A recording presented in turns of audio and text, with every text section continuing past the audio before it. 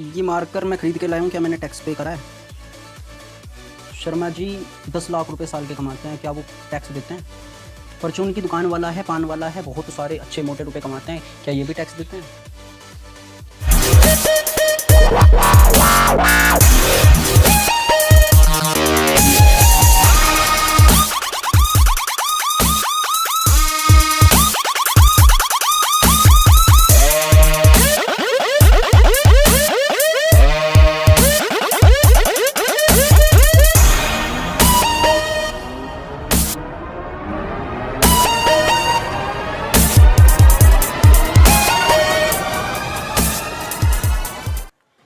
ये जो income tax है आया कहाँ से, इसको समझने के लिए, या सेल टैक्स भी सुनने को मिलता है, गिफ्ट टैक्स, बहुत सारे टैक्स हमें सुनने को मिलते हैं, ये दरअसल आए कहाँ से, पहले इसके बारे में हमें बात करनी होगी।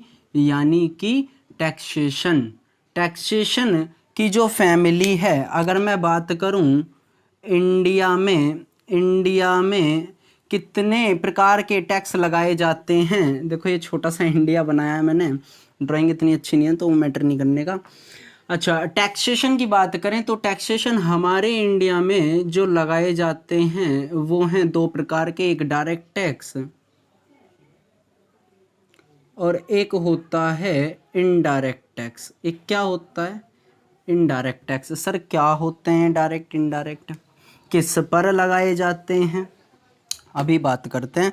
देखो, direct tax is a tax कि अगर मिस्टर ए पर टैक्स लगा तो मिस्टर ए ही पे करेंगे। यानी मिस्टर ए अगर लायबल हैं टैक्स देने के लिए तो मिस्टर ए ही क्या करते हैं, उसे पे करते हैं। बात अभी समझ में नहीं आई होगी। एक छोटी सी बात और करते हैं इनडायरेक्ट टैक्स की। मान लेते हैं यहाँ मिस्टर ए पर टैक्स की लाइबिलिटी लगी, यानी कि लाइबल हुए ये, लेकिन देता है कोई अदर पर्सन, यानी कि मान लेते हैं मिस्टर बी। ऐसा क्यों हो रहा है सर?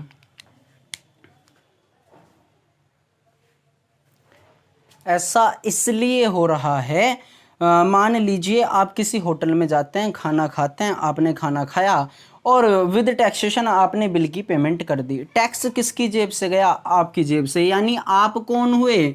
आप कौन हुए यहाँ? मिस्टर बी, जिसने टैक्स को पेड करा, यानी कस्टमर, यानी कस्टमर, कस्टमर यानी जिसने पेड करा। किसको पेड करा? एक उस बंदे को जो मालिक था, यानी कि मैं ये कह सकता हूँ शॉपकीपर हो कोई भी, या होटल मैनेजमेंट का कोई बंदा हो, वहाँ पर तो खैर वो जो भी रहते हैं, ठीक है ना। अब अगर आपने, कस्टमर ने पेड कर दी पेमेंट, आपने डायरेक्टली गवर्नमेंट को तो दिया नहीं है टैक्स, आपने तो किसी एक ऐसे व्यक्ति को दे दिया। अब वो लायबल हो गया, अब वो लायबल हो गया किसको देने के लिए? गवर्नमेंट को देने के लिए। देखो ना, इनडायरेक्ट वे में गवर्नमेंट के पास से आ रहा है, चला कहां से? कस्टमर के पास से। देना कस्टमर को गवर्नमेंट को चाहिए था, बट दिया किसने? कस्टमर ने दे दिया दुकानदार को, शॉपकीपर को, या रेस्टोरेंट वाले को, किसी को भी, एनीबडी, कोई भी, उसने दिया गवर्नमेंट को। यानी दिया किसी और ने है। यहाँ देखो, यानी कि पॉकेट से किसी और की निकला है। ऐसा टैक्स जो किसी और की पॉकेट से निकला हो, पेड किसी और ने करा हो, बट लाइबिलिटी किसी और की बन रही हो देने की। किसको? गवर्नमेंट को। गवर्नमेंट को देने की लाइबिलिटी किसी और की बन रही हो, उस केस में हम उसे क्या कहते हैं? इनडायरेक्ट टैक्स कहते हैं। जबकि यहाँ क्या है? यहाँ ये है मिस्टर ए ने कमाया, मिस्टर ए ने पेड करा। पे, पे मतलब चुकाना, यानी कि मिस्टर ए क्या करेंगे? पेड करेंगे। क्यों करेंगे? क्योंकि लायबल भी वही थे। लायबल कैसे थे? मिस्टर ए ने इनकम कमाई, मिस्टर ए ने इनकम कमाई, उस पर टैक्स दिया, इनकम टैक्स दिया। लाइबिलिटी किसकी बन रही थी इनकम टैक्स पे करने की? मिस्टर ए की। पेड भी किसने करा? गवर्नमेंट को। मिस्टर ए ने करा। पेड भी किसने करा? मिस्टर ए को, गवर्नमेंट ने करा। That's why it is called direct tax. यानी जिस बंदे पर लगा उसी ने गवर्नमेंट को दिया डायरेक्ट टैक्स, जिस बंदे पर लगा उससे किसी दूसरे व्यक्ति ने, बाहरी व्यक्ति ने गवर्नमेंट को दिया इनडायरेक्ट टैक्स। क्लियर हो गई यहां तक की बात? सही है सर।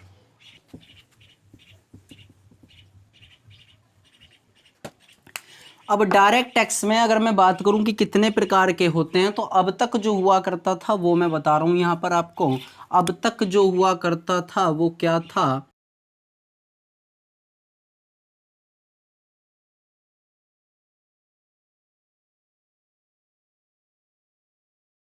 यानी सर मैं किसी, यानी कि ए बंदा है कोई, बी को अगर कोई गिफ्ट देता है तो बी ने जो रिसीव करा उस पर उसे टैक्स देना होता है, बिल्कुल देना होता है। तो सर गिफ्ट लेना बंद करते हैं क्या? बिल्कुल मत बंद करो, ऐसा कुछ नहीं है। तो सर क्या करें आगे पता चलेगा, लेकिन एक बात याद रखें कि अभी फिलहाल के लिए गिफ्ट टैक्स भी खत्म है, वेल्थ टैक्स भी खत्म है। सर क्या कह रहे हो? सही कह रहा हूँ। ये दोनों के जो प्रोविजंस हैं ये कहाँ चले गए हैं? हमारे इनकम टैक्स में चले गए हैं, जो कि इनकम टैक्स है। कौन सा टैक्स? Income tax act 1961।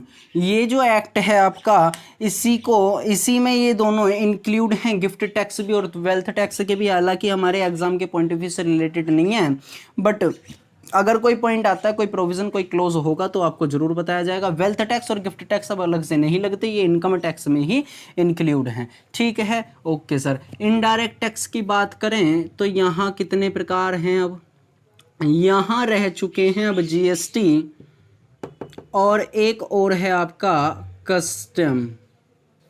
ठीक है, जीएसटी जो आपका लगता है वो गुड्स एंड सर्विसेज टैक्स पर लगता है, आपको पता होगा कब बना था? जीएसटी एक्ट 2017 में था। कस्टम क्या होता है? एक्सपोर्ट इंपोर्ट पर लगता है, या कह दो आप इंपोर्ट एंड एक्सपोर्ट पर जो टैक्स लगता है वो होता है हमारा कस्टम ड्यूटी कह लो या कस्टम टैक्स कह लो। इसका एक अपना अलग एक्ट है। क्या सर हमें ये पढ़ना है? हमें ये वाला तो पढ़ना ही नहीं है, हमें ये पढ़ना ही नहीं है। हमें क्या बात करनी है? हमें सिर्फ बात करनी है डायरेक्ट टैक्स की।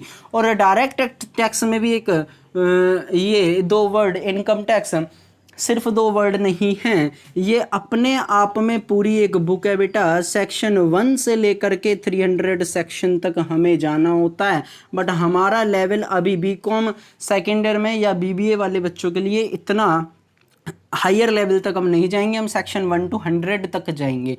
कॉपी करिए, आगे बढ़ते हैं।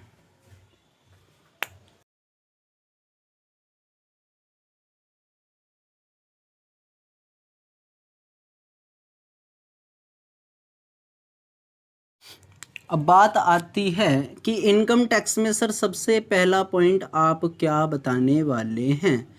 इनकम टैक्स में अगर मैं कोई आपको पॉइंट बताऊं तो उससे पहले आपको एक चीज़ समझनी होगी। इनकम टैक्स लॉ क्या कहता है?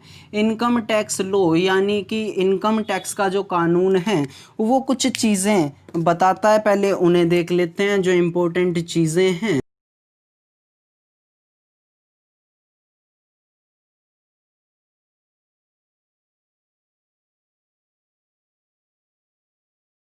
देखो भाई, इनकम टैक्स एक्ट 1961 यानी कि क्या करना है वो सब लिखा हुआ है इनकम टैक्स एक्ट 1961 में। ठीक है, वो हमारा एक्ट बताता है, यानी कि सबसे पहले कब लगा था? 1962 से एप्लीकेबल हुआ था, बट ये कब बन गया था? इनकम टैक्स एक्ट 1961 का है। क्या कहता है? What to do. What to do का मतलब आप समझ सकते हैं।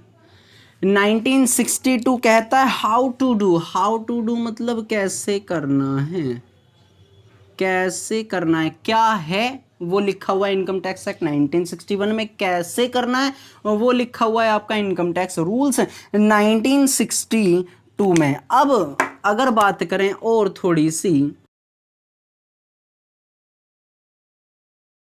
नोटिफिकेशंस रहती है, यानी कि नोटिफिकेशंस का मतलब क्या है? कोई भी बात अगर गवर्नमेंट को, टैक्स अथॉरिटीज़ को बतानी होती है, टैक्स पेयर को या कंसल्टेंट को, इन सबको तो वो नोटिफिकेशन के थ्रू बता देती है। दूसरी बात, इसमें एक चीज़ होती है सर्कुलर, या मैं इसे एक चीज़ और भी कह सकता हूँ, ऑर्डर्स। टाइम टू टाइम वो अपने सर्कुलर पास करती रहती है, ऑर्डर पास करती रहती है। ये सारी चीज़ें मेरी किस में आती हैं? इनकम टैक्स लॉ में ही आती हैं। नेक्स्ट पॉइंट है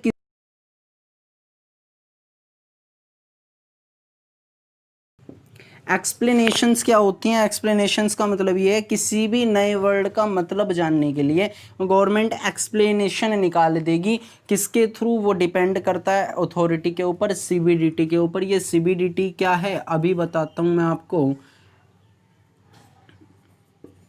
CBDT यानी central board of direct tax, जो हमारे इनकम टैक्स अथॉरिटी जिसके द्वारा चलती है वो central board of direct tax होता है। इसका डिपार्टमेंट का हम नाम बोल सकते हैं कि हाँ जी ये नाम होता है, ठीक है। सबसे लास्ट में अगर बात करूँ तो आते हैं कोर्ट केसेस। कोर्ट केसेस यानी आप समझ सकते हैं, मैंने कहा कि मेरी इनकम 10 लाख रुपए बनती है, मैंने कहा कि मेरी टैक्सेबल इनकम मेरे डॉक्यूमेंट के हिसाब से, मेरी रिटर्न के हिसाब से 10 लाख रुपए बनती है, लेकिन नहीं, गवर्नमेंट में या असेसिंग ऑफिसर में कोई पॉइंट वो ऐसा देख रहे हैं, कुछ भी ऐसा कोई केस बन रहा है कि नहीं मेरी इनकम उन्होंने बैठाई है 12,50,000 की।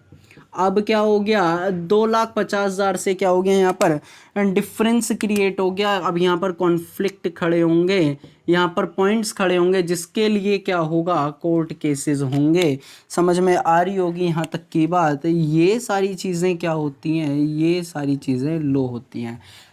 कॉपी करिए फटाफट से।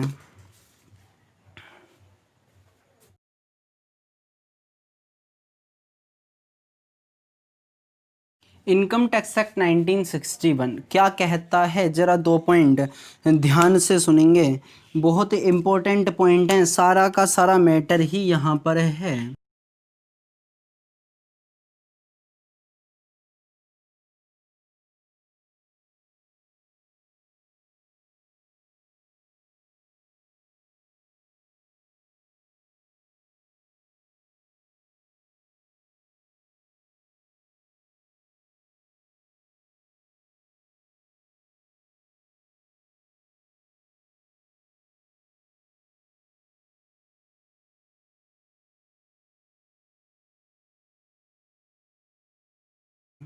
क्या 2 बातें लिखी हुई हैं, जरा इस बात को समझें।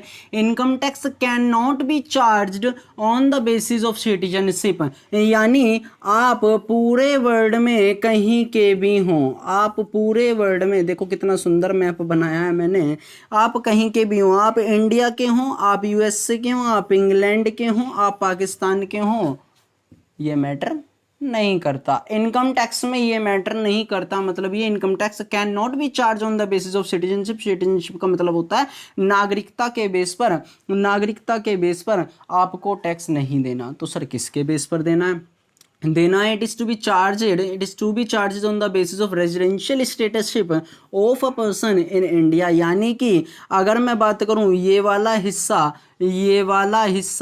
अगर आप भारत में रहते हैं, यहाँ पर आ जाइए, भारत में अगर आपका रेजिडेंशियल स्टेटस है कुछ, अगर आपका रेजिडेंशियल स्टेटस है कुछ कहाँ पर, भारत में, किसका, एक व्यक्ति का, तो उसके बेसिस पर आपको क्या देना होता है, इनकम टैक्स चार्ज होता है। यानी कि अगर मैं सीधी सी बात कहूँ, एग्जाम्पल के लिए, कोई मिस्टर जॉन है जो कि अमेरिका के हैं। कौन है, मिस्टर जॉन है, मिस्टर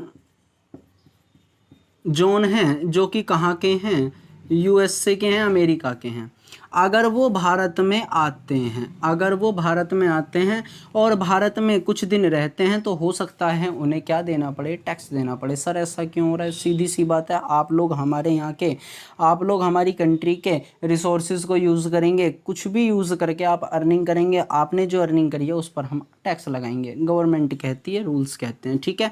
तो हम ये कह सकते हैं कि सिटीजनशिप मैटर नहीं करती, मैटर क्या करता है कि किसी पर्सन का भारत में रेजिडेंशियल स्टेटस क्या है। अगर हिंदी में बात कहूँ,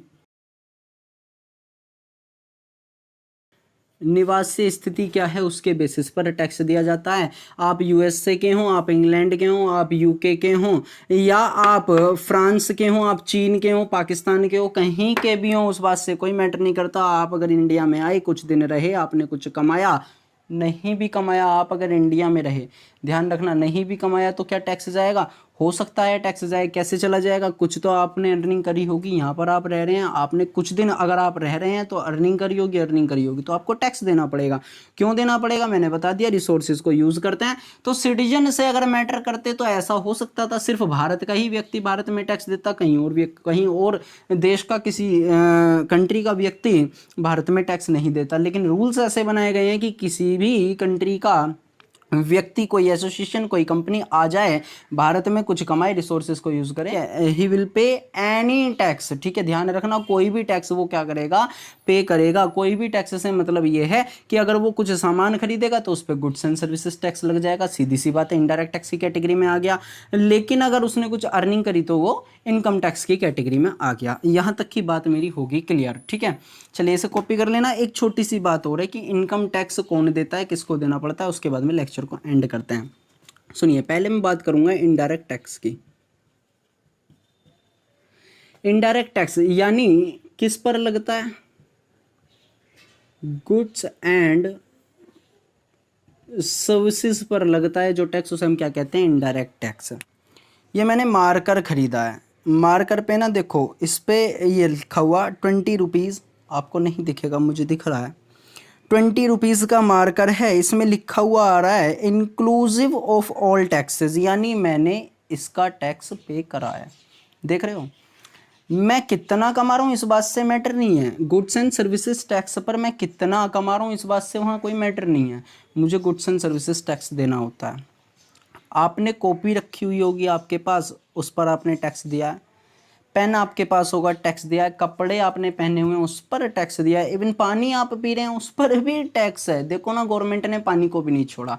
मतलब देयर इज नो कमोडिटी जिस पर टैक्स ना हो, टैक्स है। और ध्यान रखना, इनडायरेक्ट टैक्स तो सबको पे करना होता है। कौन सा टैक्स, इनडायरेक्ट टैक्स तो सबको पे करना होता है, चाहे कोई झोपड़पट्टी में रहने वाले बच्चे हों।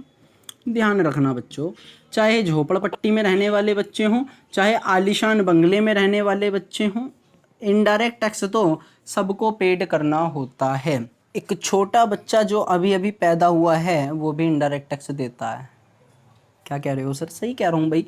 वो पैदा हो गया, ठीक है, उसे कपड़ों की रिक्वायरमेंट है, मेडिसिन की रिक्वायरमेंट है, दूध की रिक्वायरमेंट है, सारी चीज़ें बिना टैक्स के नहीं आने वाली। तो सीधी सी बात है, वो पैदा हुआ ही है, उसने अभी ढंग से हमारे भारत में पैर भी नहीं रखा, कदम भी नहीं जमाया, फिर भी उसे टैक्स देना पड़ रहा है। ठीक है, बात समझ में आ गई होगी इनडायरेक्ट टैक्स की। लेकिन अगर मैं बात करूँ किसकी, डायरेक्ट टैक्स की, तो डायरेक्ट टैक्स किसको पे करना होता है? डायरेक्ट टैक्स उसको पे करना होता है, डायरेक्ट टैक्स उसको पे करना होता है जो टैक्स के स्लैब में आता है। सर ये टैक्स के स्लैब में आता है, इससे क्या मतलब है? मतलब ये कि सरकार ने क्या करा हुआ है, सरकार ने क्या करा हुआ है, टैक्स के स्लैब बनाए हुए हैं 1 2 3 करके।